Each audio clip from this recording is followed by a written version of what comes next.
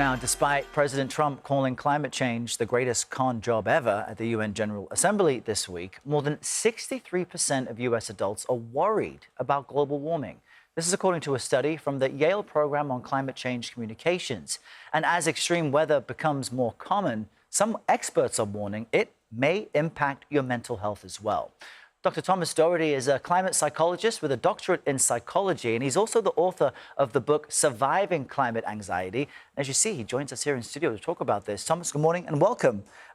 How can our viewers know if they're suffering from climate anxiety and it's not just general anxiety, which people tend to have these days? That's a great question. I think when we start talking about climate anxiety, we need to step back and think about emotional intelligence and our empowerment, because we have a number of feelings that we can have about nature and the natural world and other species. Joy, curiosity, responsibility. But when we feel troubled by things that you're reporting on, disasters, wildfires, building hurricanes and things like that, that naturally will prompt feelings of stress and anxiety. So anxiety is a normal feeling of concern and a threat. With environmental anxiety, it's either about our own personal safety, about people that we care about, or people that are, maybe in harm's way, or other species or the natural world. And that anxiety can manifest itself in the real world because it impacts how people make choices and decisions. Exactly. How so?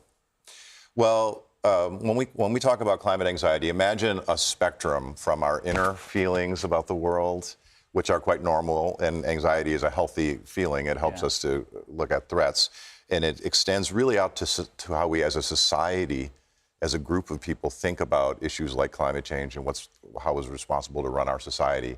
And then there's a middle portion in there of people that are highly sensitive to their personal anxiety, and also people that are highly sensitive to the state of the world.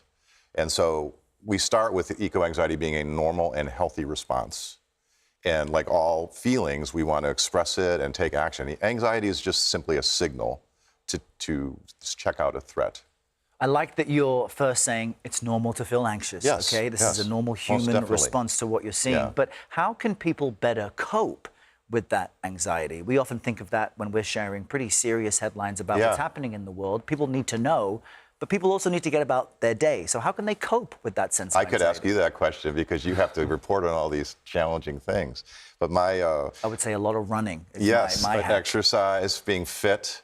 I have a saying, validate, elevate, create. That's one of my catchphrases when I'm talking to people. So first is, many people haven't had their concerns validated, taken seriously. Obviously, a lot of these issues are polarized and politicized, so it isn't safe necessarily to share your anxiety. So it needs to be validated, that's normal and healthy. And then elevate it. Let's make this the most important thing to talk about for a second. Your connection with nature, your environmental identity, because we hurt where we care, as we say in therapy. So if I have a concern, it's because I have a value, something under threat.